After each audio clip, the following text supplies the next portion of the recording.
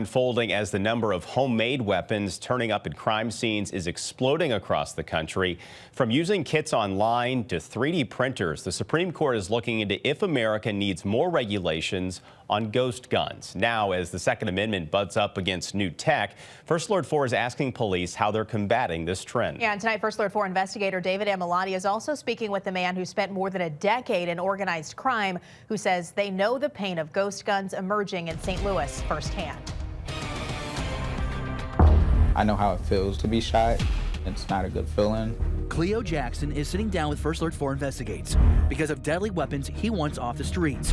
He says the number of ghost guns, weapons that can't be traced, are on the rise in St. Louis. Probably hundreds of thousands. The former South City gang member says they are growing in popularity because of how accessible these types of weapons are. To kill. They're using them to kill. He says small parts can turn a handgun into a fully automatic weapon. Shooting at like the speed of light. As fast as you can get electric to switch on, as fast as the gun can go off. Jackson says that firepower is used to harm large crowds or do significant damage to a single person. Some people aren't even able to bury their family members because of the impact of how many times somebody gets hit with the switch, to where they're like the face could be disoriented and they have to just get cremated. My brother was one of those that got hit a lot of times where the structure of his body wasn't available to be seen. These weapons are not exclusive to criminals. Kennedy Belton, a 15-year-old Louisiana girl, died when a teen in another room was assembling a firearm, and it went off at a party in January of 23. She was beautiful, beautiful soul, beautiful spirit, beautiful person. Police are seeing a rise in ghost guns at crime scenes. Police call them privately manufactured firearms, or PMFs. They can be assembled using parts ordered online, 3D printed, and they don't have serial numbers, making it easier for some people to get a gun who otherwise could not. This is the commercially manufactured one, and this would be a privately made firearm. Shannon Ham is an assistant special agent in charge of the Bureau of Alcohol, Tobacco, Firearms, and Explosives in St. Louis. He says the ATF is seeing these weapons show up more on crime scenes across the country. And shootings, robberies, carjackings, that's a concern to us. Here, the ATF out of its Kansas City office used a 3D printer showing how easy it is to make a gun by ordering parts and instructions online. Someone who can't legally buy a gun can get one pretty easily. But as you can see on this table, these guns come in all shapes and sizes. These all qualify as ghost guns, or PMFs. The blue part is the firearm. It's the frame or receiver of a Glock. So this is a pistol. So the top part is just commercially manufactured aftermarket firearms parts that was ordered offline to complete. And this can be made with a 3D printer that you can buy. They have $300 3D printers on Amazon. Yes. This is a 3D printed lower. For a Glock. How much time do you think it would take to make that? It's very heavy duty. It's like a thick polymer.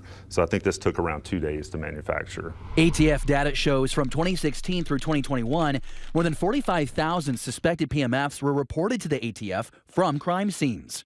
Those recoveries included almost 700 homicides or attempted homicides. In 2016, there were almost 1,800 PMFs recovered.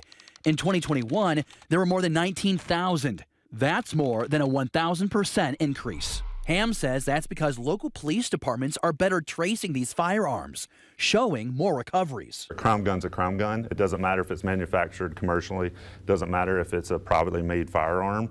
We're concerned about guns that are ending up in violent offenders' hands and committing violent crime in our cities. St. Louis Metropolitan Police say more than 2,400 guns were submitted to its crime lab in 2024.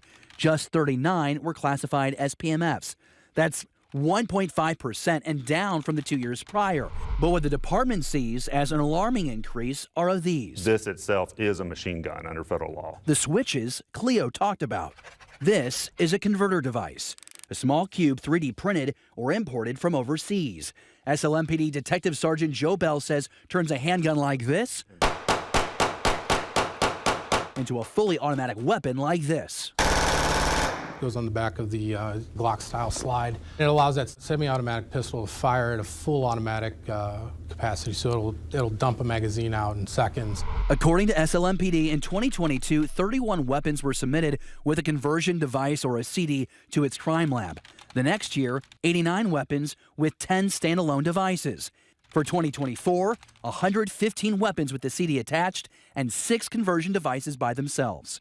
That's an increase of more than 270% in that time span. That's just the weapons recovered by police. All coming to the crime lab led by Director Mary Beth Carr. Whether that is availability, whether that's mail order, whether that's 3D printing, but we are seeing an increase in them than what we had a decade ago, 5 years ago. And it is making for a more dangerous weapon and it does make the weapon illegal. I asked police how to stop these devices and the bloodshed they create. They say education is key, but would not say if new laws or tighter restrictions would make a difference. I'm not sure. I'm a lonely policeman. I'm not a policymaker. What's enacted in statute is what I'm going to enforce, and that's a concern. I'm a father of 2 boys, 2 and 6. For Cleo Jackson, police, lawmakers, and residents need to work together to get these weapons off our streets. I've lost individuals to gun violence, and I as well have kids in the community, so I would hate to have something happen to one of them. Jackson is now enrolled in a reentry program after spending 2 years in prison. Now, if you have any information on people making, ordering, or using those conversion devices, St. Louis police want to hear from you on their non-emergency line. First Alert 4 also did check in on St. Louis County's numbers where ghost guns are less of a problem. Last year, the department came across 27 PMFs. The county started tracking the number of privately manufactured firearms in late 2022. For First Alert 4 Investigates, I'm David Amilati.